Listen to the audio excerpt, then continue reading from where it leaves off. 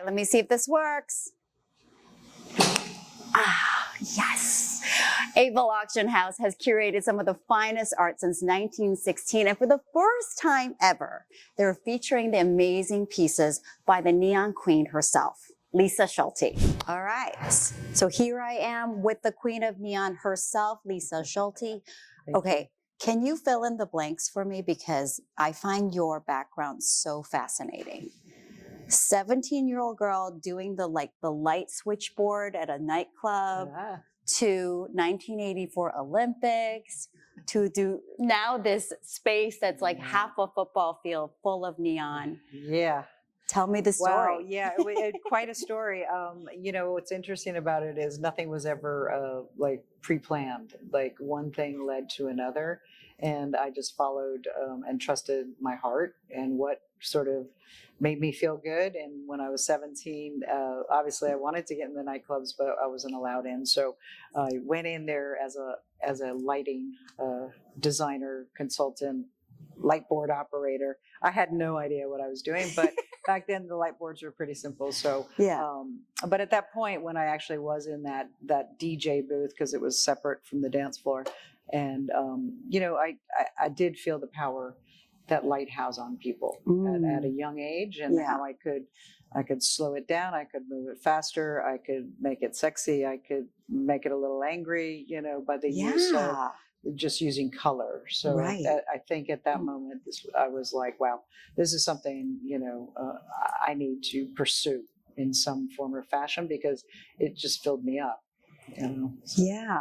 And then I also read a little factoid, and correct me if I'm wrong, but I read that at 7 years old, when you're growing up in Long Island, something happened to your eyes and that you lost your vision for 3 months, and like it just kind of changed your whole way of looking at light. Yeah, wow, good research. I didn't think that story was out there, but yes, I was shot in the eye with a BB gun, and it was, you know, way back when they didn't really have any kind of medical sort of ophthalmologists, surgeons and stuff working on the eye. So it was a very sort of archaic way that they treated the BB that was in my eye, because I couldn't tell them if it had come out or not, because when it happened, it just was a gush of water coming out of my eye. So, you know, they patched both my eyes and said, you know, don't move either one of your eyes, because that BB is going to travel, and it's going to travel to your brain, and it's going to give you a brain clot. And, you know, so it was like this very, very scary time, and also a very dark time, obviously. And so I got to experience what living in total darkness would be about. And, you know, I always like to say it probably had a huge influence on my experience with light. It had to. I think it's just so in your psyche that it's not something like, oh, I'm going to do light because I lost my sight.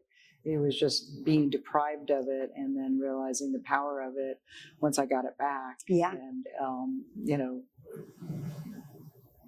so it's organic. Yeah. It's almost like you're chosen. Like, you know, it's not like I'm going to do this because of that. But it's a layer of appreciation that people who've never had their vision threatened. And trust me, you don't want to not have your sight. Like, you know, you really realize. But, you know, there was also a lot to it that other senses kicked in that you never really knew you had. That it was an experience. And yes, I do think it in my psyche, it shaped my destiny for sure. Yes. I know that historically speaking, neon lights are a field that is dominated by men.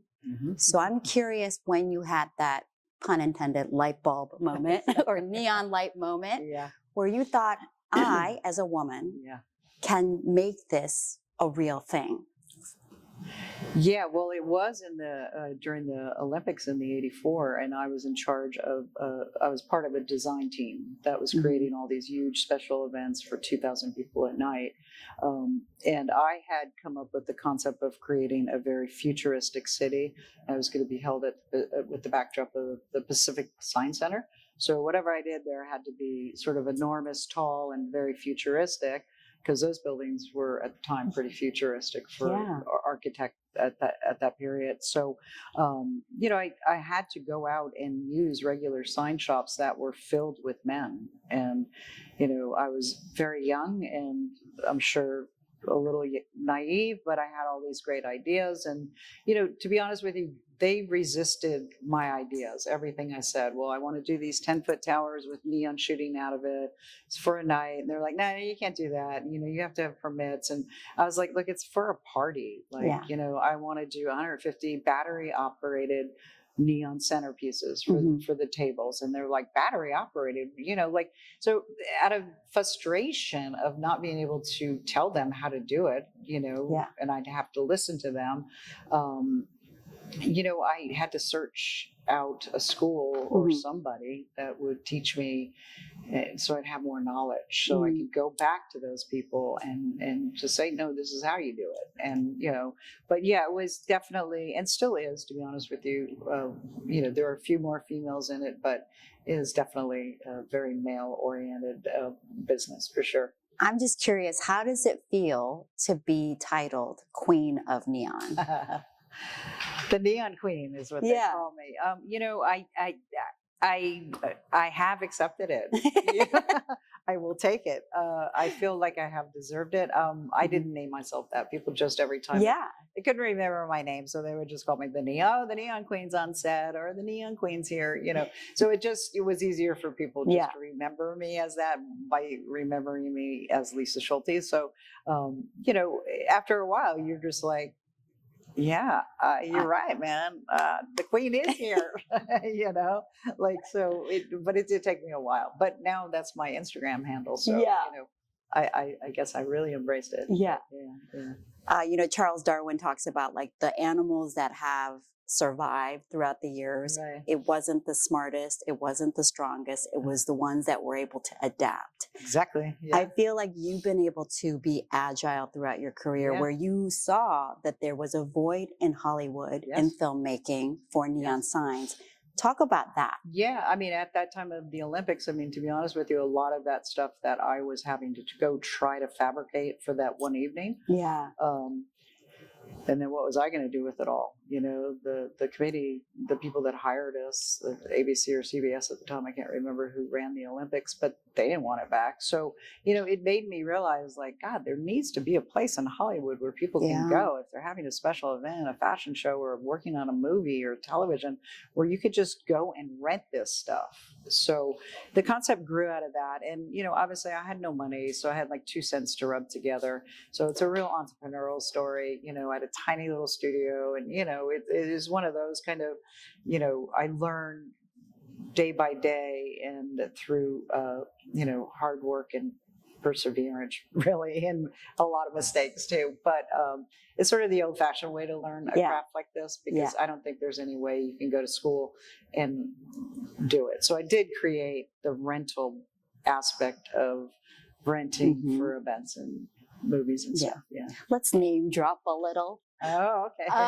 Some of your neon pieces have been in the most iconic movies, music videos, and whatnot. Yeah. Talk a little bit about those pieces. Yeah, again, a lot of it was timing. I was very heavily involved in the MTV music scene when, all of the Michael Jackson and Prince, you name it, every group was doing these massive videos, music videos, and MTV was really big. And the budgets for creating the sets for it were unrealistic, but I was there, and I was more than willing to, like, oh no, I can create, a 200-foot American foot flag for Lenny Kravitz, American Woman, and I can do that in 7 days. I had never done it, and I did it, but I was just like, it was so much fun. To be honest with you, like, they were just like, whatever you wanted to do. Wow. And it wasn't even like, how much is this going to cost? Because we only had a week to do it. So it was like, can you do it was the most important thing. Yeah. Yes or no. How freeing though. Yeah. Right. No, it was great. And also, working on all the Batmans, being on sets where you're with the director at 1:00 in the morning, and they're like, hey, do you think we can do a 40-foot bat logo when the car comes up out of the ramp, Batmobile?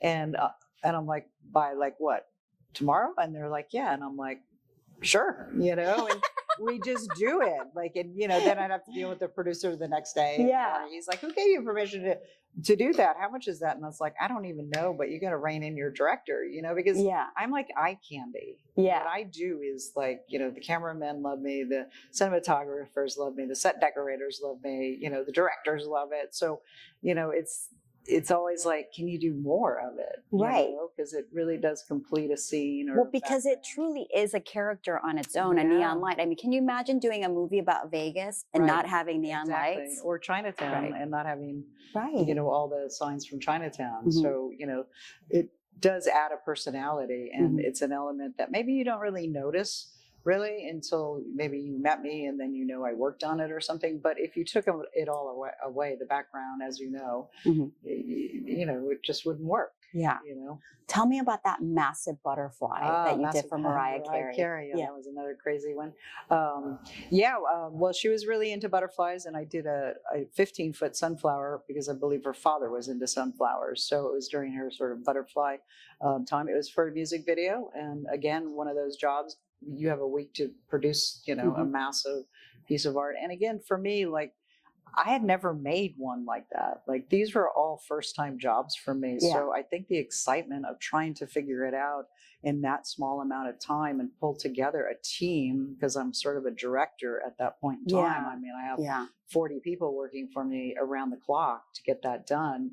So, it's just not me sitting in a room over a flame. I'm not even doing that. I am the director of how are we going to get all of these components put together in this short amount of time and get it delivered to a set. So, I think that adrenaline is just so, it's undescribable what happens, And I just want to tell the viewer, just the shipping alone of that butterfly was 10 grand. yeah, if not more. Yeah. Yeah. Well, you have to close bridges. It's so tall that you can't, you have to take certain routes. You got to close streets. Yeah. Everything about that is complicated. As Mariah Carey, I love her, and she really loved it too. So, I mean, it's amazing. Yeah. It's jaw-dropping. So Mariah, if you're listening, it's here. I still have it. They made me take it back, and it's still here. Come and get it. I'm curious as to how you explain to people that most of the time when they go online and search to buy a neon sign, it's often not a neon sign. Correct. Yeah. Can you sort of talk in layman terms the difference between a real neon sign of what you do and what is available on the Amazons out there? Yeah. Yeah, I mean, they've done a great job of promoting some sort of form of propaganda on what is neon. Neon is a hand-bent glass tube that's bent over fire by a very trained, skilled craftsman. And the neon from Amazon that is like $29 for a palm tree is not neon at all. It's a silicone tube that is filled with little light LED diodes inside the tube. The material is very toxic to the environment. The longevity of it, there's no skilled labor involved at all in putting that together, which is hence why you can get it for $29 versus one of my people standing over a hot fire for 12 hours to make that palm tree versus you're just shaping a little piece of string kind of. Yeah. So, and the product, again, I can't even begin to use a product that comes from a country where they pay their people $1 a day. I mean, I can't compete with that. And, the thing about neon is, it's handmade, it's made in America. I mean, it's, if you look at it, you will see a huge difference. I mean, you've walked around, you've seen that the LED stuff doesn't light up on the sides, doesn't light up on the back. You can't bend it really tight because you're working a rope basically. So as much as you can work a rope, you can get it designed. So you're never going to be able to do, the things I do with the glass with it. So it's a difference between art and, art. I guess it's like, I guess if you want like shopping at Kmart and buying from Gucci. Yeah. it's a different clientele. Like, Right. you know, that person is just wanting something for the background. And when somebody buys a piece of my art or a handmade piece of neon, you know, I think they're buying into the nostalgia, the history, the craftsmanship, the artistry. There's just so many more things that go involved in that, you know. Yeah. In the real neon. Yeah. Okay. And they're buying into what I think future value, because there are fewer and fewer people doing what you're doing. Yes. So 10, 20 years down the road, I mean, these authentic neon pieces will be even rarer, right? Absolutely. I mean, I'm trying my best, you know, to keep it going. But you know, it is the supplies. My raw supplies are even becoming harder and harder for me to get a hold of, because you know, it's really supply and demand. If the fake neon's going to take over and everybody's going to buy it from Japan or China, you know, my American glass houses that hand make glass for me raw, you know, they're not gonna do that anymore. So and it's hard, you know, people all day long will say, well, why can't I get it on Amazon for $29? And I have to go through this whole spiel of defending my art. It's like, it's crazy, but no, it's not going to be around forever. So yeah, you're buying history. Yeah, for sure. I mean, and sustainability wise, this will last forever. Yeah, I mean, glass.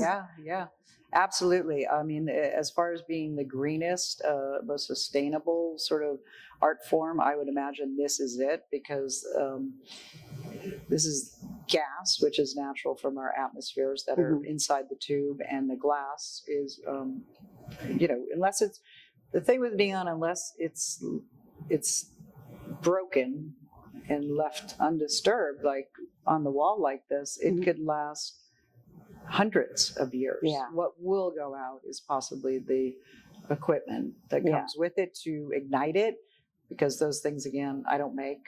But you know, the glass and the gas, if it's all done perfectly and scientifically, it's gas trapped inside of glass. I mean, unless it breaks, there's no way that gas is ever going to leave that tube. So, and with the fake neons out there, it's silicone tube, so like anything that's plastic based, it starts to kind of get foggy, and yes, it gets cloudy. And there's also, you know, hundreds of little tiny lights on one strip that's feeding through that silicone. So if 3 or 4 go out down here and 3 or 4 go out up here, you know, you're going to have a sign that's like lit, dark, lit, dark. And that's what I see on most of these signs, because people try to bring them here to get repaired. So you know, usually I just tell them to throw it in the trash, which is making me sad, because that's what's I would never say that to you about one of my pieces. Just throw it in the trash. Not sustainable at all. Not at all. I love walking through your space because I feel like I can see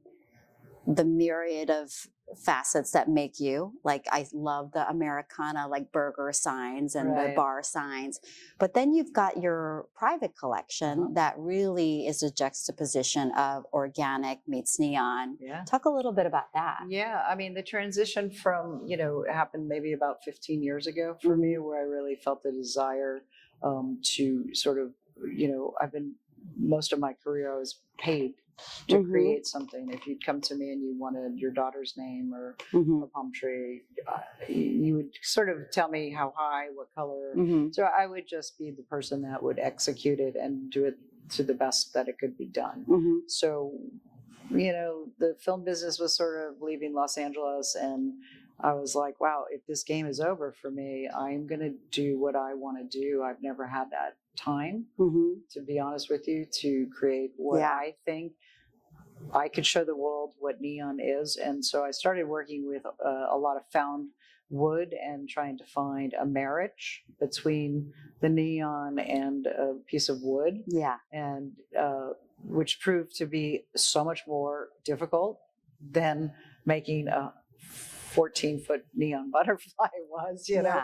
So, you know, it really kind of took that passion and sparked it back in my system of wow, I've never done this before, and the newness and the freeness of let's try it and see, and try to find that beautiful blend. And I do think the blend in my sculptures with the neon and the wood or the leaves or the organic materials that I use, they work really, really well together. And it's really nice to show a different side to what neon is. Most people think it's a neon sign. And so to take it and push it and elevate it and show the world, no, it's way more than that. Yeah. It's been really, really rewarding. And it's why I'm wanting to kind of get rid of some of this stuff I have, because as you can see, I have over 3,000 or 4,000, and I need to make more room for my art, because my art can get big, like I can go 10, 20. I just need to make more space for me now. Yeah. Yeah. I mean, you've got a warehouse that's like about the football field size, Yes, and exactly. it is brimming to the max with neon lights. Yes. This is a really hard question. Yes. I'm sure they're all like your babies, but what is your favorite one? Wow. Yeah. Oh my God. Neon has so many different personalities. So, it's hard to say, because some of those pieces in there have been really good, like, working pieces for me, and have put roofs over my head and provided great fun vacations for me. And so those are, those are good too. But I mean, I think at this point in my career, again, as you're walking through this, you're going to see one piece will make you feel one way, and another piece will just give you, goosebumps, or another piece will make you laugh. So the different personalities, they're all like my children. So yes, to be honest with you, it will be hard to sort of let go of some of these. But, I just think it's time for people to get a little piece of nostalgia, and, a little piece of me, and a collectible, a true collectible, one that it's not going to just fade out and die in 3 months after you buy it. And there's a story behind it, and it's art. Yeah. So you can't choose a favorite, but can you tell me which one was the most taxing in time? Yeah.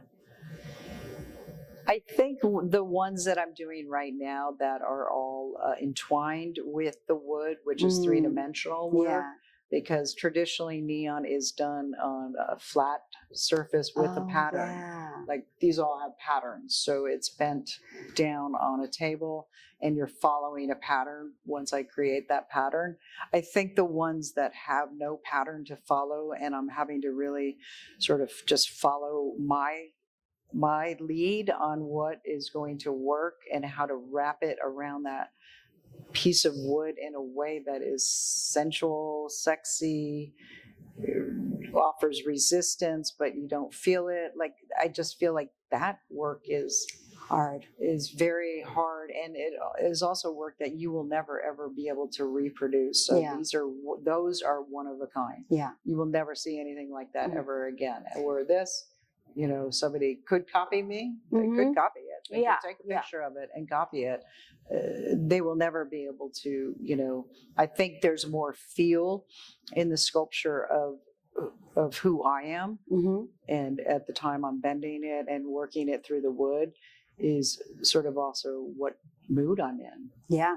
Yeah. At that moment. Yeah. Because you have to be one with it. How many bar signs do you think you have? Oh God.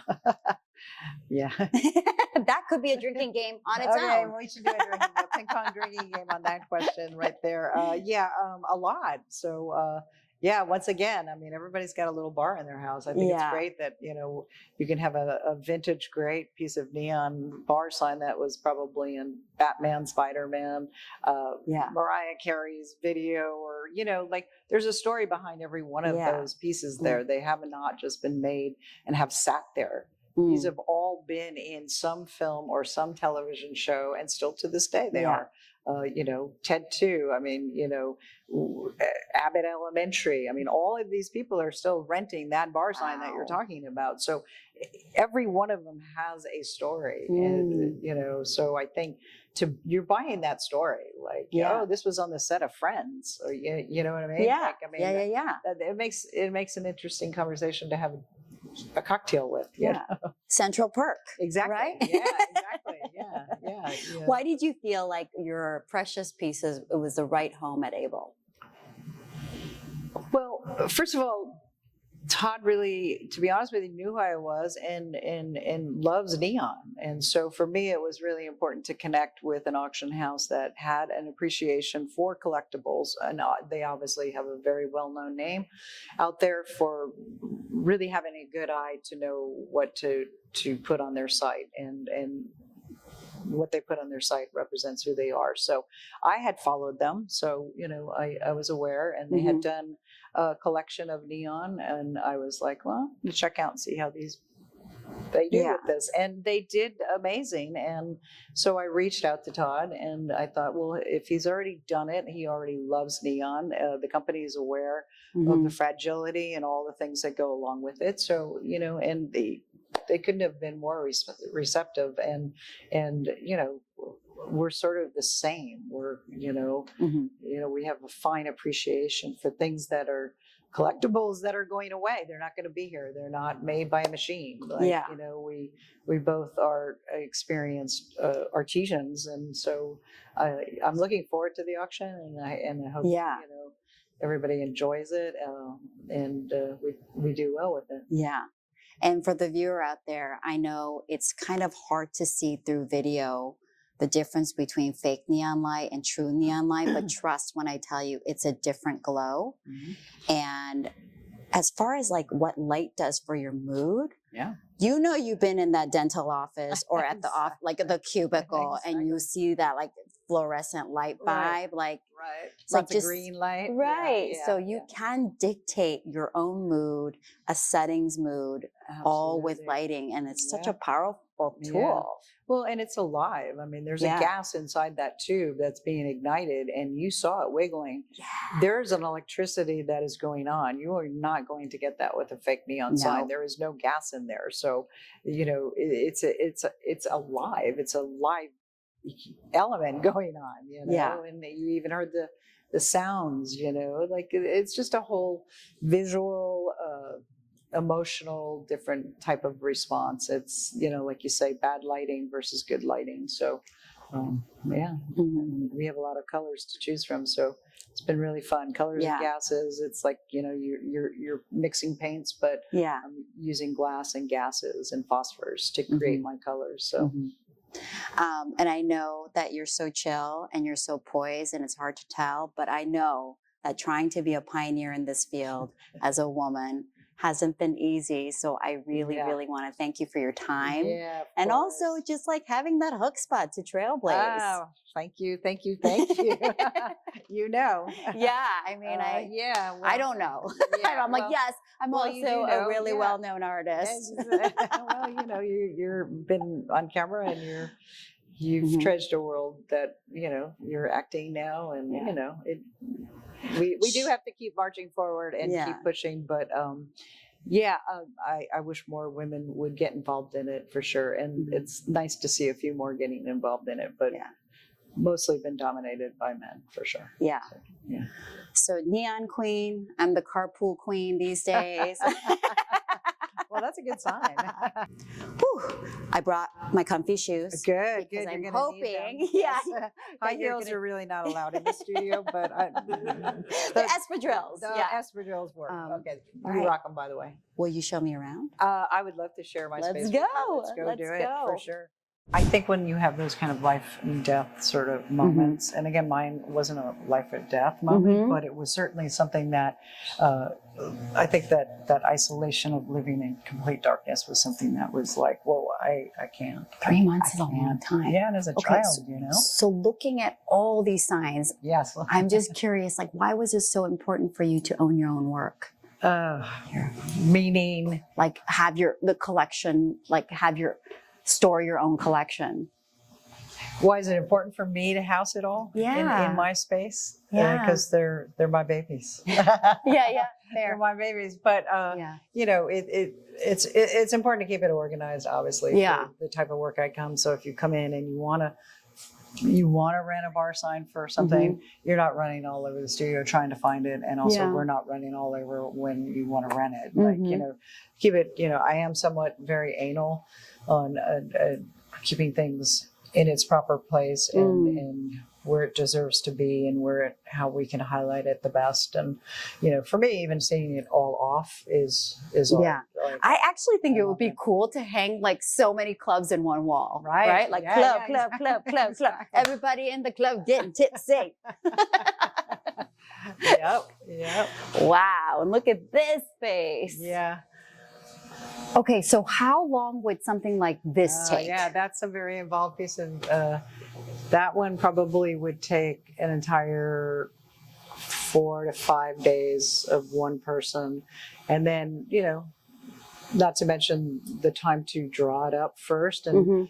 to figure it out and to figure out what glass and gas will go together, because you can see they're all sort of joined in here. I've got a blue, I've got a yellow, I've got a purple, I've got a white, but that's all one gas running through that whole thing. And when you say figure out what gas, like you use different types of gas for different I use colors? mostly 2 gases, but there are 5 different types of gases you can Wow. use. Krypton, xenon, argon. When we go into the bending room, I can show you the different gases and Wow. what they look like. But I use mostly neon and argon gas here. They're the brightest and my favorite. So Yeah. You're such a maverick. Like you took this like male field and you went and put your own little touch on put it. my little feminine touch on it, and I think that's sort of why it sort of took the shape of art, because I was coming from a Yeah. female perspective Yeah. with the use of color and the way the things were being made. Definitely, I feel had maybe a softer edge. Yeah. And more care in the piece and the design before we start to actually fabricate. Can we flick on the peep show one? Yeah, we can get that. Because I love that. I love the split section that happens. She's opening her legs. Yeah, I definitely. mean, Well, part of me like really wants to own that, but I do have 2 small kids. Yeah. It's a different kind of peekaboo kids. Yes. Here you go. Yeah. Peekaboo game. I host play dates. Can you imagine? Like we Right. went to Lulu's house and her mom has a giant light sign. Yeah, I was Yeah. going to see why this one isn't going here. Mhm. But let me get my guy, because Yeah. that's a perfect example of a very happy piece. Yeah. Where you could see the personality Mhm. of the burger man with the French fries and stuff. Like, but let me get one of my guys Yeah. to check on why that's not lit. But again, each piece has such a different personality. Yeah. How many neon signs do you have in your personal home? I have a lot. I have one out by my pool. I have a sculpture that says "Trust the process." Oh, love that. Yeah, I built that during the beginning of COVID. And then, because I had to trust something. I mean, wasn't we really all sure. did. I mean, we And all that's did. what I made. Yeah. You saw some other ones. Yeah. I made some signs that said "Mass required." Yeah. I did another one. This shall pass. So I was doing weekly signs out in front of my house for my neighborhood. That were For relating. sanity. Yeah. Yes. And I think then, if I had some word sayings that like I would want in my house, it would be stay wild Yeah, that's a good one. and why the F not. That's kind of like my 2 mottos in life. Well, we can arrange that. You're talking to the I right think girl. we're bonding with our like maverick spirit. Right, Like I feel like we are exactly. kind of rule breakers, Yeah, right? yeah, no. Yeah. I feel like I've almost done everything there is to do in neon, but Yeah. I see there's a few. And you've been there's to a Burning few Man, left to right? do. Yes. Okay, because like Well, I've at been the to very Burning Man. beginning, I'm like, you would be real popular at Burning Man. At the very Yeah. beginning, I donated a lot of neon for Oh, the actual good for burning. you. As it grew and became Yeah. something else and morphed into something, I didn't as much, but Yes. yeah, I was approached by I think I got the tail end of it because I went like 10 years ago and I could just see it changing into something that it's not. Yeah, it's just so commercialized now. Yes. And big money and We threw a party and people- Elon Musk came and I was exactly. I'm like, Yeah. what? Exactly. My point exactly. What? The yeah. burger guy is on back Okay. on again. But yeah, you can shoot it. But you could feel, you could just feel it, And like you said, like each piece brings its own different energy and really like you feel that being in the space. Now I want to see how it's made. Okay. Yes? Let's go Okay. for it. Let's Woo. go this way. Over Okay. here. Let me get that Wow. a little bit. for you? So we have two different kinds of fires here. Okay. They each serve a different purpose. This is called a crossfire, which heats up.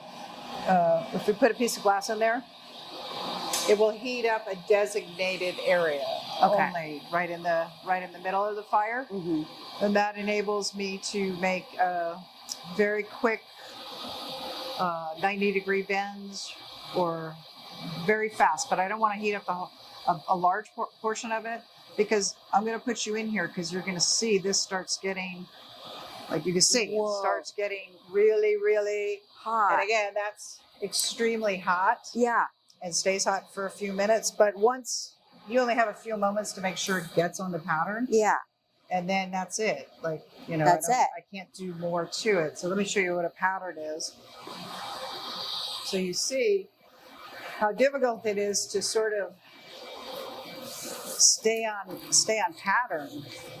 Oh, so you have to like bend it exactly to this pattern. So, you know, you go here, this section will need to be heated up. Yeah. Goes back in the fire, and then here, then to come back. Everywhere you see there's a little curve, that's going back in a fire. Yeah. So just to make this one little piece would take forever. You can't kind of be on pattern. You have to be right on pattern. Yeah. Like it has to be very. So I'm going to let you just real quick. I'll show you this fire, and then you decide. Like this one is you can open it up a little bit longer, which will heat more of an area of glass. Okay. So you don't ever want to try to heat the whole thing. Yeah. It becomes, as you saw, it's almost like a liquid in your hand. So you know, just to heat a little bit of it. And again, we do pretty complicated things here. Yeah. So most of our work is requiring a lot of in and out of the fire to get those really tight bends. Yeah. And again, you're never going to get a 360 bend like this with the fake neon with the star, you know? But you can see it's starting to heat up a little bit. And again, as you know, it's a little bit of feeling and knowing when to take it out. Now it's really kind of getting there. You can see it, you know, but you need to kind of move it around, you know, a little bit more. Like, you know, people want to pull it out of the fire a lot faster than they should, you know, pull it out. But, and again, we put it on a screen because it will burn the table. Yeah. That's super fiery red hot. Wow. So I'm going to give you a piece of glass. And oh my God, am I trying it? you're going to try it because I think it's, you'll have I'll make a heart. Just kidding. Exactly. You'll try to make a heart. Okay, let me give you a bigger piece. Okay. Okay. So just, it's up to you. Do you want to go with a bigger fire or just a little fire? Little fire? Okay, so you're going to just make sure you get this in the middle of the flames. Okay. And then keep it moving. And I'll kind of be keep it moving. Kind of. Like spin it? Keep it moving because like if you spin keep it in one spot, keep it moving because if you keep it in one spot, it's just going to heat up one side part of the glass. So it's sort of this rolling back and forth with your fingers. And again, remember, if we had marked the glass, you'd only be heating that one section to make that bend. Keep it going. It's getting there. You can see as the flame starts getting the glass. Oh, okay. Keep it in there. And then just like gravity, just hold it up and make a U and let gravity do it for you. Pull it out of the fire. Ooh, V. A V for victory. Yeah, victory. And set it down there. And there are some other things that are used when you're bending neon, which is a mouthpiece that keeps this from collapsing. Oh. So you would be putting air through air with the mouthpiece. You're not blowing, you're just gently putting enough air through so this it doesn't, so it doesn't do collapse. And this one didn't because I kind of let gravity kind of take over, but this did. So yeah, it's so you know, cool. It's all done by these, you know. Yeah. You can only do so much with two sets of hands. So and it's hot. Yeah. It's real hot in here. Cool. Oh my God, this little guy. That little guy's cute too. And really quickly, those over there are the gases, which I'll show you. So once the neon gets bent here, then it goes over into this area. Yeah. Which is where the different gases are put in. So we purify the tube, we sterilize it, we get all the impurities out of the neon that we just made, and then once it's crystal clean inside of there, we create a vacuum. And the vacuum is important when we insert whichever one of these gases we're going to put in there. That is really critical to do that very scientifically. And then once that process is done, then it goes over to a burning table and we test it, we gauge it, we make sure everything is working really well. But you can see there are 6 gases that are natural. That's 100% organic right there. We've not done anything to alter those. You know, so you've got. So it's not harmful whatsoever to have this in your home. No. And you said some of the material. Even if it cracks and the gas gets out, it's already in our atmosphere. Yeah. These are elements, you know. And you said it's getting harder and harder to source your materials. Yeah. I imagine it's like things like this. Yeah. No, I mean, you know, how many people have a need for a tank of neon gas or a tank of argon gas or a tank of Where does one even get or such krypton things? gas? And then, let alone getting them out in California because we have so many strict rules about anything that perhaps they think may be not good for the environment. Yeah. But in this case, we're just pulling them from our atmosphere.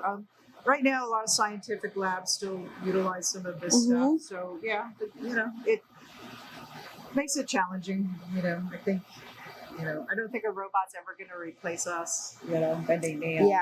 I really don't, but I don't even want to live to see that day. So grab your cash or credit card. We'll see you at the auction.